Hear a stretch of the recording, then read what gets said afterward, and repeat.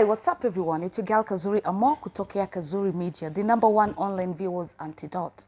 It's amazing guys that nipo maeneo ya Kenya still in Nairobi and I'm meeting an amazing young man ambaye anafanya vitu vya ajabu sana, vitu ambavyo vijana wengi wanapata shida sana kufanya, ila amejituma kuweka wazi kwamba hivi ndivyo ilivyo. Anajiita critic officer, CEO wa content ama ni entertainment. And on this other side, I have an amazing lady ambaye anasaidia watu wanapitia vitu vingi sana kwenye mitandao. Christina Lenjo, CEO, a psychologist. Atatusaidia kwa sababu right now we know watu wanapitia vitu vingi sana, that is mental illness, ipo real sana na sana kwenye mtandao. And kipindi ni hustle behind the icon. Tuseme Mboya kama wewe sasa, ambaye ni kijana mdogo and you're working so hard, right? With what you're doing. Behind the scenes kule, nini kishai kutokea ama nini ushai kusikia kimesemwa kikakugusa sana na ni kulikufanya uhisi vipi? What's the worst umefikiria? The worst kilichokukuta? Yenye ishenikuta? Yeah. Hapa kwenye industry create content yako. What's the worst ushaambiwa kama Mboya? Ambayo ilikugusa sana ikakuuma? Kuitwa maskini na mwenda wazimu. Yeah. Maskini na mwenda wazimu. Okay. Okay. Hizo ndio kitu iliniguza. Ulitwa wapi na nani? Samahani. Butita. Butita, ambaye pia ni content creator, si? Yeah. Yupo vizuri tu Kenya. Yeah.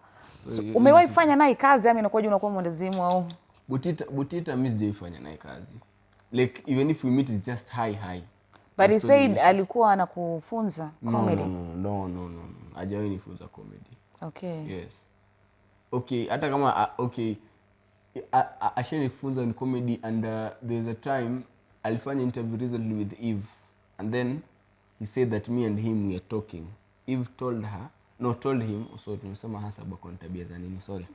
So Eve told him so Eve told him aonyeshe proof if we are talking. Yeah. He doesn't, even I'm sure he doesn't have my number. But you do have his number, wewe? Me, yes, I have his number. Okay, yeah. I get it. So yeye alikuita alinita, so si oje Butita zilikuwa kijana ni mwenda wazimu nini, he needs to go and check mental nini. So mimi that hiyo kitu when he said it I was imagining like now my mom seeing it, and then not my mom seeing it, the friends of my mom seeing it. My mom can, but marafiki wa mamangu akiona, and then they go into the extent on a screenshot wanatumia mama. Because anything that happens online, hata kama mamangu she's not aware, she gets screenshots. And then when my mom akipatanga the screenshots, the ways when zinamfikia ndo the ways anaziforward kwangu. Okay. So when it reached your point, Butita wakaanza kuniita hivyo nini, I was trying to at least kukua tough, but it to reach the point nikasema let me now be at least, you get. Let me take you kidogo before I continue. When Willie Paul he had issues with Nini Diana.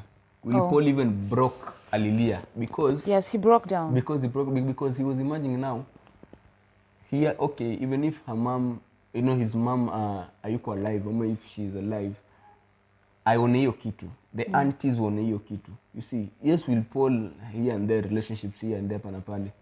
But kufika point someone now gives you a name. Yes. In a such rapist, yeah, a rapist. Or now when someone when they called me now mwenda wazimu, maskini. You know, you say they like, and ni mtu akona na mtu anasema hivyo ni mtu anafuatwa. He has people anafuatwa. He has a huge following. Like he has a huge following. So yake sema hivyo unajua other followers wake the same suit. Asa utakukitembea tao mwenda wazimu yule. Ukitembea tao nini yule, you get. So, maskini. Yeah, maskini. So mimi hata ukienda kukaa mahali because he started hiyo tabia kunifukuza. Ni yule sasa nikienda mahali nafukuzwa. Na mimi I'm going there maybe to create my content. Yeah, now hiyo part kwanza. Wewe ni content creator Kenya, sio? Na umemingle nao kwa mara nyingi sana. So wakikuona pale hawakuchukulia wewe tena kama mwenzao a content creator. Wanakuchukulia kama sasa yule maskini anakuja kufuata nini? Ile mwendazimu maskini amekuja hapa kufanya ama amekuja kwa sababu ya nini, sababu ya cloud chasing, you see. Whereby ndo nikasema right now I just want to brand myself, like nataka tu kubrand myself. I know they'll start seeing the changes wenyewe tu. Wenyewe tu, the 2 shillings I get nikipata loan hapa na pale, najibrand mwenyewe, najiinvestia mwenyewe, because I know there's something bright yenye iko mbele ahead of you. Yeah. That is really good. Stay positive. Hivyo hivyo na uzidi kufanya kazi yako. And on this other side, it's been a long time chanya. Si kwa ubaya, umekaa kwa muda mrefu.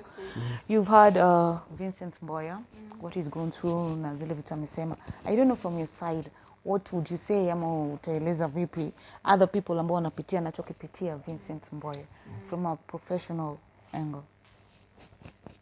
Sasa hiyo vile amesema hiyo that kind of harassment Yes. bullying, na kama cyberbullying,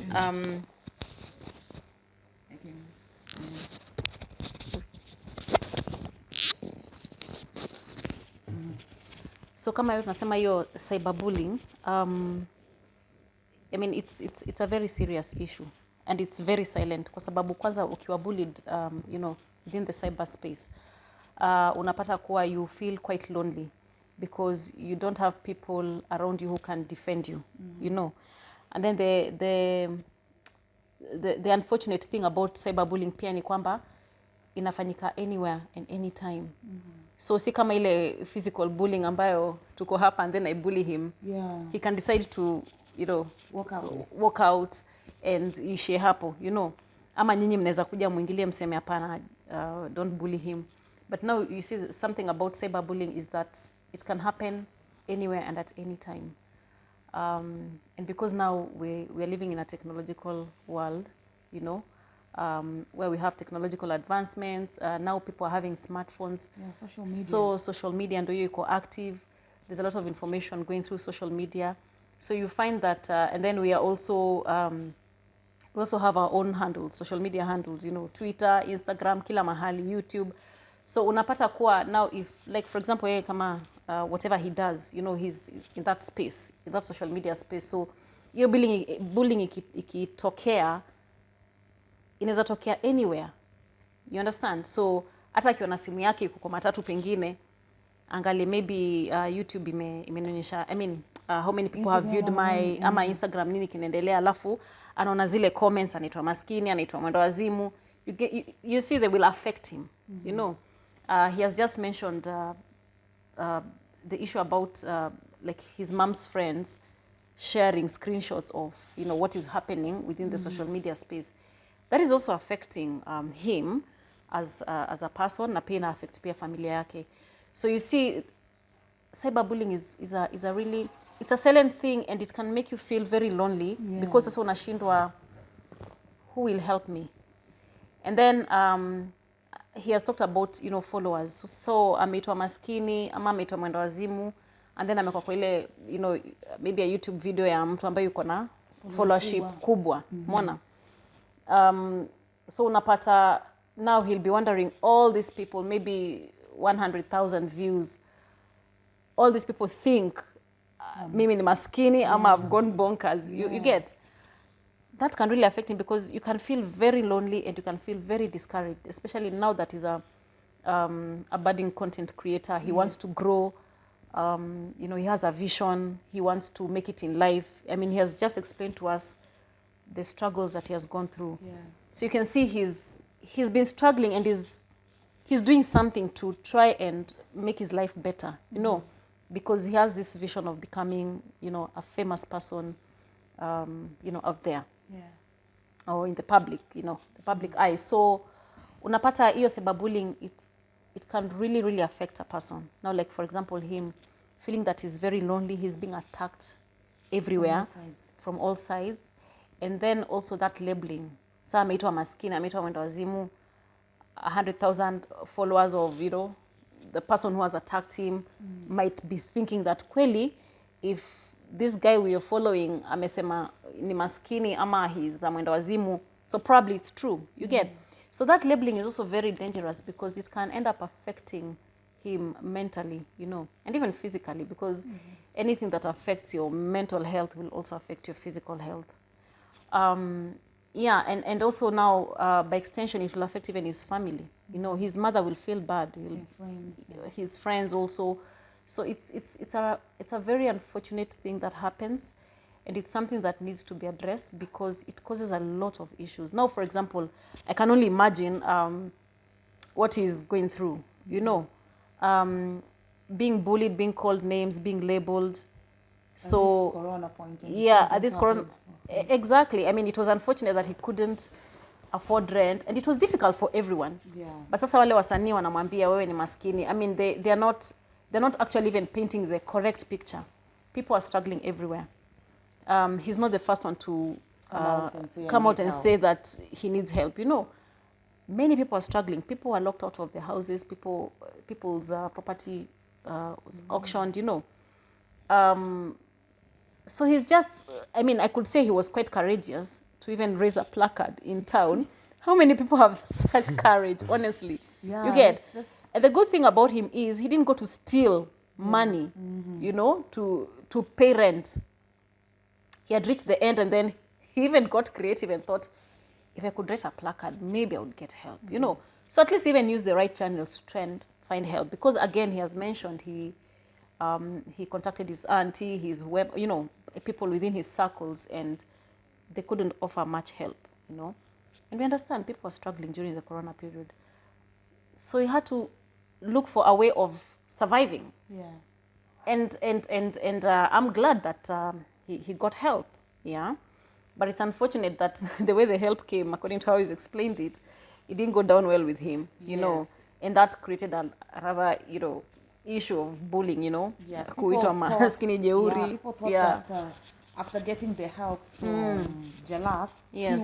he did not appreciate it, and that is why he said, "I will give back Jalas the money when I'm able to pay him." So he Yes. feels that they took it out of context, you see, and that is what created the thing. So at times people just misjudge someone Yes. simply because of the situation they are in at that particular moment, but it could be temporary; it's not permanent. Yes, yeah. So probably that is what happened, or Yeah, okay. You see now, there's the issue of public perception, you know.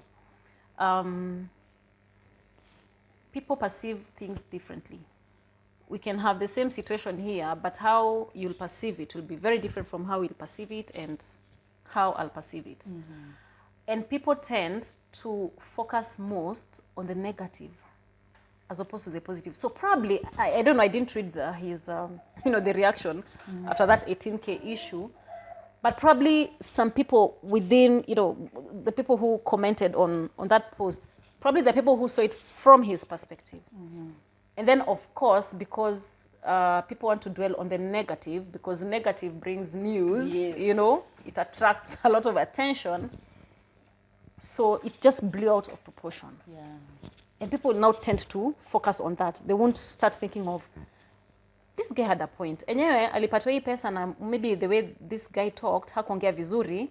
So probably we need to also understand his side of the story. People don't have that time of looking at issues objectively. You know, I mean, before you comment, you're supposed to look at issues objectively. Now, when you even look at social media, people are busy scrolling. You know, they just want to look for information. They scroll, they react, they move on to the next one. You know, now that's how social media has been created. Because there's so much information, so people want to see what's next, what is next, yeah? So you find that even in that, you know, in that situation, they'll see this is a hot topic. They won't even think twice or, you know, about being objective about the whole issue. They want to react and move on to the next post. And they will react based on the negative or what the majority are talking about.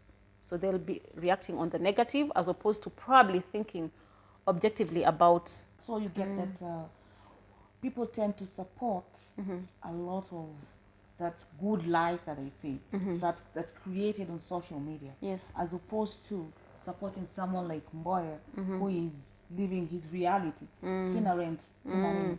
But you get to see most people on social media want to paint that good life. Nimemnunulia sijui nani, nini, it was Valentine's the other day. Yes, and yes. so watu wamezawadiwa vitu vingi sana, which some of them sio kweli. And it's also putting pressure Yes. on people.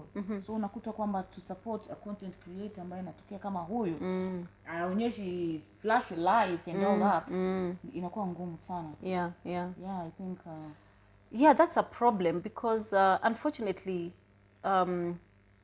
many people in the public limelight don't show the truth. You know, they don't show the public the behind the scenes struggles.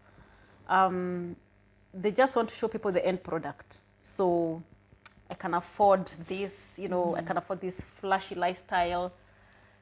They don't really communicate the struggles they went through to get there. And that is if they got there through the right channels. Yeah. Understand? So unfortunately, the youth who are now the main consumers, and even the young people, they're the main social media consumers. They are seeing that end product, that perfect picture that has been created by these people, social media influencers, and they stick with that, and it gives them a very false view about life. They don't look at life from the point of view that you have to go through struggles or through certain challenges to get where whoever has gotten to. Yeah. So they use that final product as inspiration, like, oh my goodness, I want to own that house. By the time I'm 25, I should be owning a house. Who told you owning a house at 25 is that easy? You understand? Yeah. I mean, there are people who are like 50 years old and they still don't own houses. You understand? So they don't see the struggles in between. And unfortunately, now that is what, like now the Wasani, they're portraying to the public. Which I could say is it's not the right thing to do. People need to be told the truth. And I like what he's doing. He's telling the truth. Calling black and white. Because people need to understand that this is how life is. If there are struggles, then there are struggles. And if someone has made it through struggles, then that person should be an inspiration to others. You understand? As opposed to, gosh, I own a house of, I don't know, whatever amount, several millions of shillings. You just wake up in the morning. Yeah. And you own a big house. We see you doing these things. We Exactly. see people struggling to do these things. Exactly. But in the span of a day, you're owning a house. It's crazy. Yeah, so people don't see that, and especially the youngsters, they don't have that, I can't say, I don't want to say ability, okay, maybe it's ability. But like now the youth, for example, the teenagers, the adolescents, they're still developing, their brains are still developing. And that part of the brain, which you call the prefrontal cortex, that is responsible for decision making and reasoning, develops later. Yeah. So it will only mature maybe at the age of 25. So now in between, when you start telling them about, this flashy kind of, lifestyle, they'll be thinking, this thing is easy when we want to get there, They don't understand that it takes a struggle to get there, So when you're trying to reason with such a person, they're like, no, see, this guy just works. I mean, he's only 20. He's already having he's driving a, this flashy car. He's having a Range Rover somewhere. He's going on holidays. I know, yeah. So they don't really think rationally, or let me say objectively, at that time. And if they don't have proper guidance, then they'll lose it.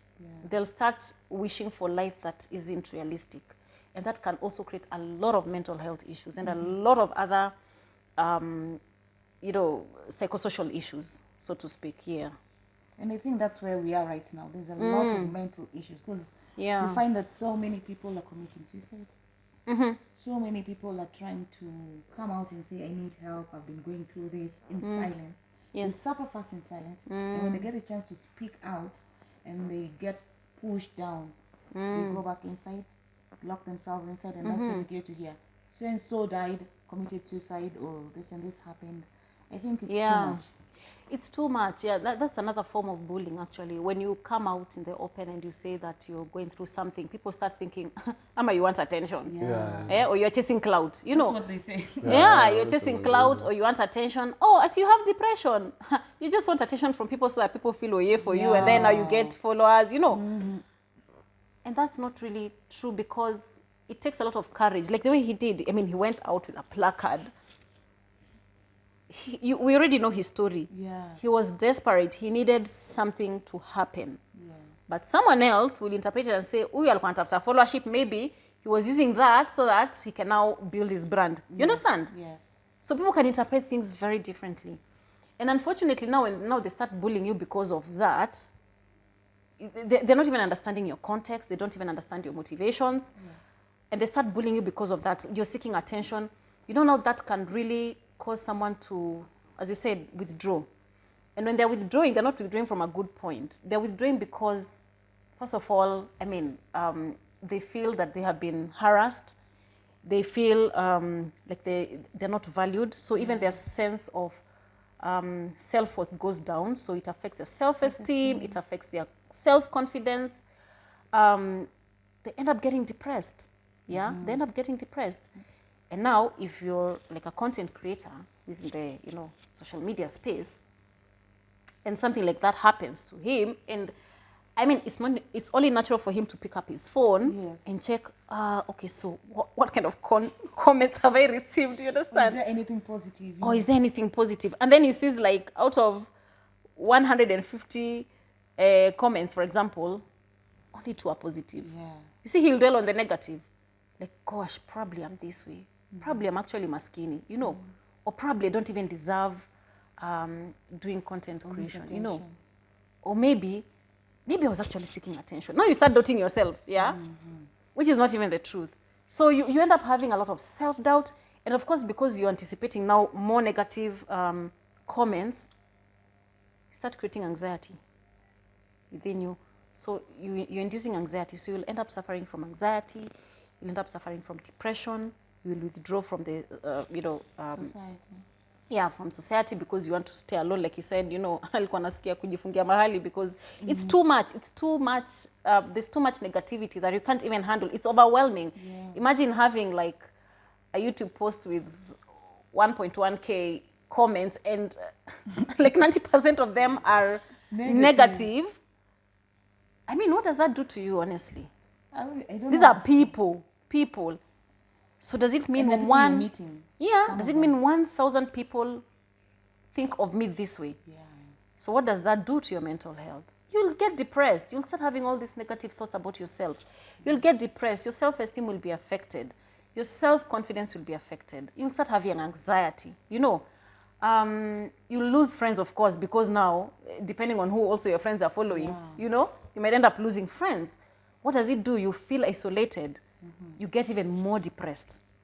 It gets to a point where it gets overwhelming. Oh my goodness, the whole world thinks this about me. Yeah.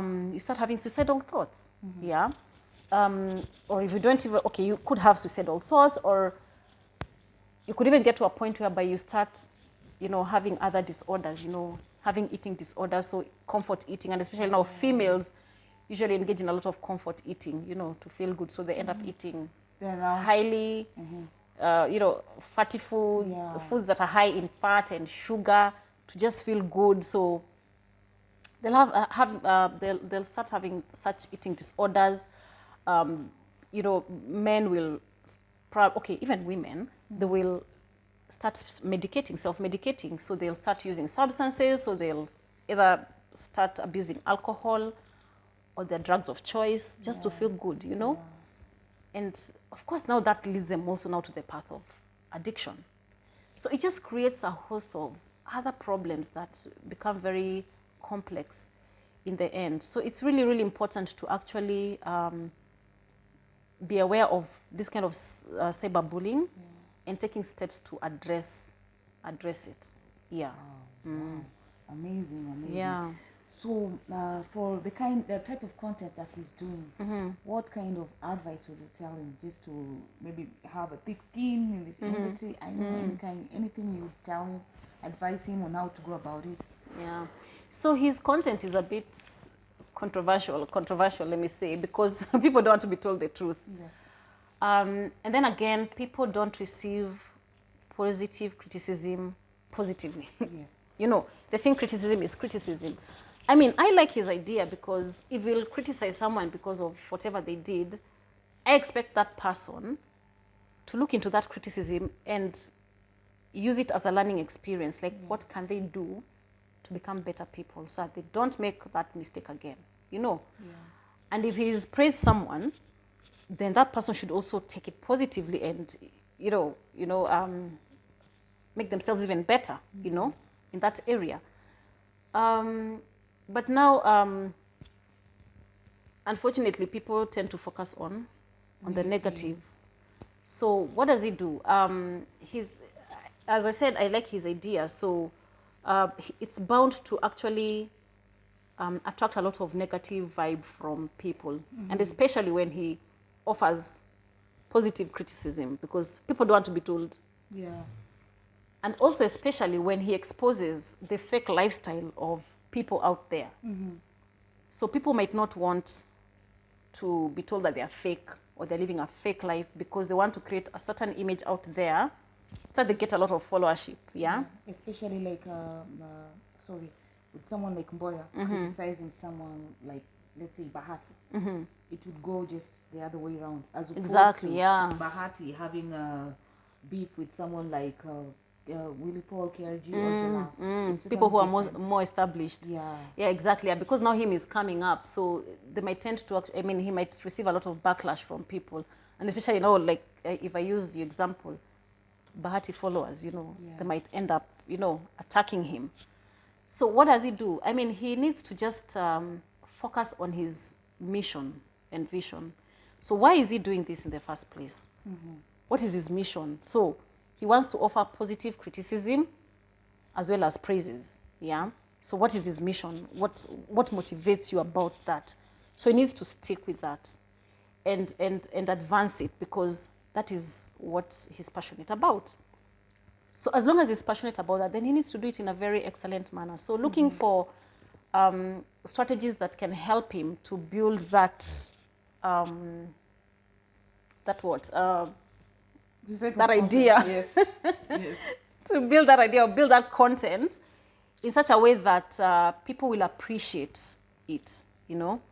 And by the way, even when you're talking about like the fake lifestyle, as I said, people just focus on the end product and they don't show the struggles that happen behind the scenes. I like his idea because he'll be able, through speaking the truth, he'll be able to actually tell people out there that, hey, it's not all rosy, you know, out there. This is what is happening. These are the struggles that people are going through. And so, mtu asikudanganya kwambie, he woke up in the morning and he had like a 30 million house or 50 million car, you know, something like that. You understand? Yeah. So if he's able to show people the truth, tell people the truth, there are people who will actually appreciate that, because people need to understand that for you to make it, you must go through a process. And that process is not easy. Mostly it's a painful process. You have to, there's a lot of sacrifice, there's a lot of failure that happens there, a lot of struggles, yeah, a lot of sleepless nights. People are not being told that. If you can leverage that and tell people the truth, this is what is going on behind the scenes, and then now this has resulted, these are the rewards. You see, now he's going to inspire a certain group of people. People want to be told, I failed several times before I made it. Yeah. Right. That is inspiring. Yeah. As opposed to Niliamka asubuhi and, gosh, I own this big mansion. Yeah. You're not telling people the truth. And especially now the youth who are like the major social media consumers, they need to be told the truth so that they also learn that people need to work hard. They need to learn that they have to be responsible. They have to cultivate discipline. Understand? They have to have certain ethics. You know, they have to remain ethical. They have to get wealth or create wealth in an ethical manner, as opposed to just, you know, engaging in shady deals to make them grow rich very fast. Understand? Yeah. So I like his content. So you can use that to build his content, you know, just speaking the truth the way it is. as raw as it is. As well as it is. Yes, he will receive some backlash, obviously, from people who don't want to be exposed. Yes. But he, as I said, focusing on his mission and his vision, where does he want to be 5 years from today, 5 years from now? What does he want to do? What kind of impact does he want to create 5 years from now? Yes. Yeah. And how does that impact look like? Who does he want to impact? Is it the youth? Is it... So he needs to look at all those things. And even when he's offering positive criticism, then he has to do it in a way that, as I said, like Edgar Obare, sorry. Edgar Obare. Yeah. He won't like insult people. Yes. You understand? Yeah. But he'll use it in a certain way. So even the tone that he uses to positively criticize others is very important. So that it doesn't appear like he's attacking, like, okay, you did something wrong, so you're being attacked. No, Yeah. There's no one who is perfect, yeah? But people need to be positively criticized. Yeah. Exactly, you know, you get? Yeah. Yes. So if he can work on those strategies, then I think he'll go places. And of course, now he has to learn how to cope with the negative feedback he gets from social media. Yeah. Yeah. He has to learn that when it gets too much, then he has to Take a break. Okay, not maybe take a break from his work, but probably not dwell so much on the comments. Yeah. And also focusing on the bigger picture. As I said, focusing on his vision. Yeah. You understand? Not what people are telling him. Because you'll always have haters. I mean, even these celebrities, these world celebrities, they have enough haters. But those haters didn't put them down. Yeah. You know, they focus on their mission and their vision. So he also needs to do the same. That should be his number one coping mechanism. And of course, perfecting his craft. You know, when he perfects that, he becomes a leader within that space. Mm-hmm. And once you're a leader within that space, you're powerful. Yeah. No one will take away that power from you. But if you let social media dictate that power, if you let whatever they tell you be that power, then you'll be getting it wrong. Yeah. And also not dwelling so much on the dislikes he's gotten because people didn't like his content. The dislikes could be from people that are following whoever he's criticizing. Yeah. But there are people who have also liked. And even if the dislikes are more than the likes, what is his mission? To tell the truth as it is and stick to the truth, because eventually the truth will set you free. Yeah. And he can even prove it maybe much later. The truth will come out, by the way. Yeah. And he can even use that now to go back and tell his people, you know what, his followers, you know what, this is what I was talking about. Yeah. People need to know the truth. Yeah. Wow, amazing, amazing. Yeah. Now we go back to the man himself, the critic officer. Yeah. What do you think about that? What's kubadilisha tone yako, yani sio kama unataki vile? Okay. Unajua, tone, it depends with the situation in hand. You see. If someone amefanya kitu mbaya na ni kitu mbaya yenye everyone knows ni kitu mbaya, you won't expect me I come and say so and so you've done this no. If amefanya kitu mbaya na ni kitu mbaya, you come here, we this is wrong. You can substantiate it. Unaweza kusema this is wrong because of this and this and this. We hiyo umefanya ni tabia mbaya. Okay. You see. Or if he has done or she has done something yenye ni anajifanya ni nzuri but it's something bad, yenye like around 30%, hata sitaki wengi, 30% of Kenyans wameona ni mbaya. But you know, another thing about Kenyans, aonanga mse wa ku address the issues. You see, that's the problem. Kenyans. But if it's something yenye amefanya in a positive way, definitely I'll do it in a tone. I'm talking about kitu positive, sitakuja hapa. We hapana. I'll look like, you see, I'll look funny. But if he does something positive, so and so has done this and this, congratulations, may God bless you, but Mimi information zangu lazima kutakuwa na bat. Iwe nzuri ama iwe mbaya. Controversial. Mimi I want to promise people. Information zangu lazima kutakuwa na bat. Iwe nzuri, iwe mbaya. Hata mnaweza ita the bat show. The bat. Pendeza sana. Yeah. But as long as the bat is positive criticism, because there's always a way of improving. We are not perfect. So yes, you can praise someone for doing something, but if you've seen that probably the person has room for improvement, and if you point it out in a good way, then that's good, because then the person, if he's bright enough to know, then anaweza tumia hiyo information to make himself or herself better. So guys, Kazuri Media as usual. Kama huja subscribe, please press that button na subscribe pale and the notification bell iliyopo hapo kando yako, so that you can get our videos punde tu tunapozi upload. And also Christina Lenjo will always be around ku advise yeyote ambaye anahitaji kuzungumza naye.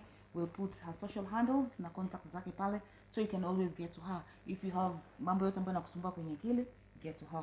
And Vincent Mboya, the Batman. Acha kwanza ningesema sasa huyu he'll be always be available kama unataka advice za ndoa za harusi. Hizo ni za kwako. Mimi nitawa advice. Okay. Ukitoka huku sasa Mr. Bat, unaweza kuambia utakuwa na advice story za ndoa. Ukiachwa utakuja kwangu, nitakupatia advice. Ukiachwa tu unaachika. Hiyo ndio advice ninakupea tu. Ukiachwa achika. Okay. Na pia ukitaka, if you want to give up in life, unakuja kwangu. Nakupatia tu advice. If you want to give up in life, just give up. Just give up. Sasa hiyo inaita bullying. Hiyo inaita bullying kwa sababu when you're coming out there and you say that I'm giving up in life and I need help, I'm calling for help, you don't need to receive that backlash from yes, because now that will make someone go and commit suicide. No, but then that is how no, on a serious note, that is how cyberbullying also happens, you know. So I come out and I say that, gosh, I feel like giving up, life is too difficult for me. And then guess now what the reaction from social media is. Ume give up. Kwani wewe ni peke yako ndio uko na shida? Si kwanza ebu kwanza just kill yourself. Someone will say, I even have a gun. I can hide for you for free. You shoot yourself. It's painless, you know. Mwingine anasema tuko na kettle dip pale, tutakupatia dawa ya dip, you know, kunywe ukufe. You understand? And guess what that does to the person? Because the person has come out there desperate and they need help. And then amepata hiyo story yote, you know. There's a time she will go or he'll go and kill himself. And then the unfortunate thing is that, oh gosh, he's killed himself. Oh, yes, you are kwanza kukufa. But then others will be like, oh, rest in peace. Oh, he was calling for help and we didn't help him. Oh, it's so unfortunate. Mental health issues are real. I mean, it does not help. It doesn't help. Exactly. So people also, when they're using social media, they need to be responsible. Now, social media is a good platform. It's a good platform, but it also has its negative aspects, you know. But people need to use social media responsibly, you know. When someone does something, even if it's whatever it is, you know, before you type that comment, just think, should I post this? Should I type this? Is this how I want to be treated? What if it was me? What if it was me? Yeah. Do I want to receive such a comment? You know, or do I want to receive such a reaction from people? You understand? Yeah. When you pause to think before you post or before you type, then probably you'll think twice. And I mean, you'll be kinder to someone, you understand? And if you feel that you'll be nasty, then the good thing is just don't even post. Don't even comment. Yeah, just be nasty. You can shout out there, but don't post, because everyone is struggling. He is struggling. He wants to build his brand. So we don't need to discourage such people. Yeah. He has a life. He wants to get himself from his humble beginnings to somewhere. To America.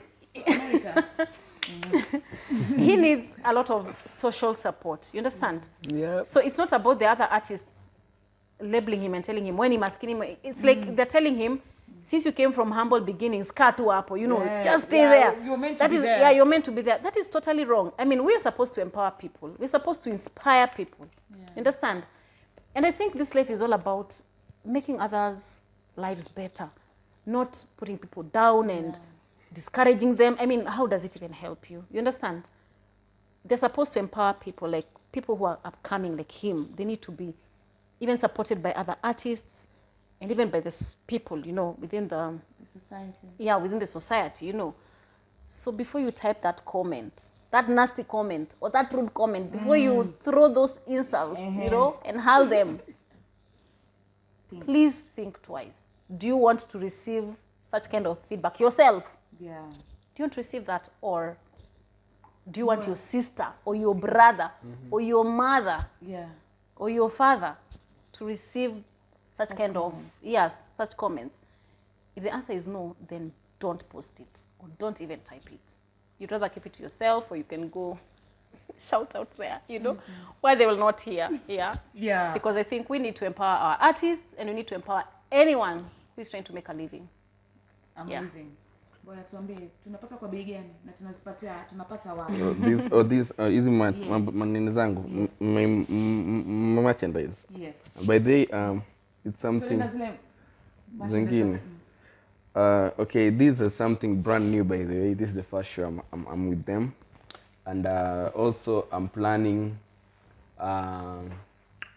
to have an Instagram account. Like I have an Instagram and iko na 17k followers, nataka ni change iko ya branding yangu. Okay. So if you want to if you want to get my merchandise, if you are these are for my loyal fans, you get just WhatsApp me 0700691918. Unapata? And then you get these, you get me. So the quality is actually quite good. Good, yeah. For how much is tunapata? Which one? A hoodie? The hoodie. Hoodie is only 2,500. 25? Yeah. How about this? A cape and a shirt 1,000. So both the cap and the shirt? No, ukichukua hizi mbili na kufanya na 15. Oh, 1.5. Yeah, but ukichukua the t-shirt 1,000. 1,000 bob. Yeah. Okay. Amazing. Any color you want, any size you want. If you want for yourself, if you want for your kid, we have red, we have black, we have white. Siangelita black na white ziko pale. We have black. Yeah, we have white. We have any color you want. Yeah. Wow. And hoodie pia any color you want. Vincent Mboya. Jamani za Kenya, sio? Do we deliver anywhere? We deliver anywhere. But wale watu wako team diaspora, but they want to wear my merchandise, you can just look at me. I want to know, nitafute, to look at me, nitafute. Direct translation. So if you want, nitafute. So you can just, unaweza nitafuta. Na pia ziko sizes zote, yeah, wow, this is big. Yeah, this plus size, huh? Yeah, this plus size. Okay. But hii sasa, order. yeah, so, and also if for the people when you're diaspora, I can just send you the logo, you print it tuko, you put unavaa. At least mtu mmoja ama wawili wako diaspora wavae logo yangu. At least mkienda huko kwa embassy wajue. Yeah, na kama upati Vincent, unaweza ukanihala hapa kwenye Kazuri Media. Yeah. Tutakuwa pia na merchandise zake. You see? Promoting. My guys, kote mlipo jamani. Kofia ya red iko? Ya black. Ya black iko kwa juu, leta kofia black, we see them. So from anywhere, Vincent Mboya jamani. Hii picha nilipigwa kitambo. Hii picha nilipigwa kitambo sana. Unaona ni picha smart, nimevaa mpaka suti. If you've never worn a suit. Hapana, hii ni cartoon. Unataka kuivaa, hii ni cartoon. Okay. Yeah, you see? Yeah, so sema kichwa kikubwa. Okay. Yeah, nimekufit vizuri. And then tumpatie hoodie avae. You want to put on a hood? On set. After set, yeah. So guys, Vincent Mboya, as I said earlier, ni kijana kutokea Kenya, anayejituma sana, ambaye anafanya content ambayo ipo tofauti sana, but very good. Anasema black ni black, white kiwa white. In other words, unachamba watu. Yeah. So hivi unaona ni quality gani? Kings. Okay. The hoodie, we are giving you something quality. These are Kings. Yeah, it's Kings, eh? Yes, I can see it's Kings. Quality. Yeah. So if you want, and also right now we've started with t-shirts, hoodies and capes, but I want with time, my vision is to make now Vincent Mboya. I want to have a shop, like a shop peke yake. iko na hii logo na inauza tu vitu. Branded Vincent Mboya. I want to have like zile track suits. Lakini kwa hapa Vincent Mboya. I want to have crop tops za ladies crop tops, Vincent Mboya hapo you get. I want to have even zile the like floaters, zile nini Crocs. Kuna na hilo gango ya cartoon. So I want to make these. Ndio yake nimesema if I could have gotten someone mwenye anaweza investia vizuri, tunaweza tesa hii Kenya mpaka like people now will know. Okay. Yeah. Now they will know Vincent Mboya. Yeah, they will know me. 18K imeondoka. Sasa ni Vincent Mboya. This is what I'm focusing on. Guys, Vincent Mboya. Vincent Mboya yupo hapa. So mtafuteni kwenye social handles zake, mtampata Vincent Ama kutafute alafu. Ama you can get to me Kazuri Media kwenye social handles zetu tutapata hapo. Unaweza kani DM Kazuri Amo kwenye Instagram, utanipata Facebook Kazuri Amo pia. Guys, it's been real and that's it. See you. Bye bye. All the best. Na hope utazingatia mambo mengine kuboresha kazi yako. But it's a good work you're doing. Thank you. Kupambana. Ama vipi? Thank you. Bye bye. Bye bye. Please subscribe. Subscribe to Kazuri Media. Till next time. And by the way, China, if you want to get to you, your social handles or YouTube. So what do I say? YouTube? Yeah, YouTube, your YouTube channel, Butita nani? So you can find me on YouTube under Christina Lenjo, where I post mental health videos. Well, Facebook? Yes, you Facebook. Facebook, not so active. Okay, so on YouTube, see you. Yeah. So and on LinkedIn. LinkedIn, see you. Yeah. Vitu serious. LinkedIn Christina Chanya Lenjo, utanipata pia hapo. Na pia nimesahau. Unanipata kwa M-Pesa. M-Pesa. Instagram niko under Lenjo Consults. Lenjo Consults. Okay. Yes. Amazing. Fikeni hapo jamani, see you. Till next time. Lenjo.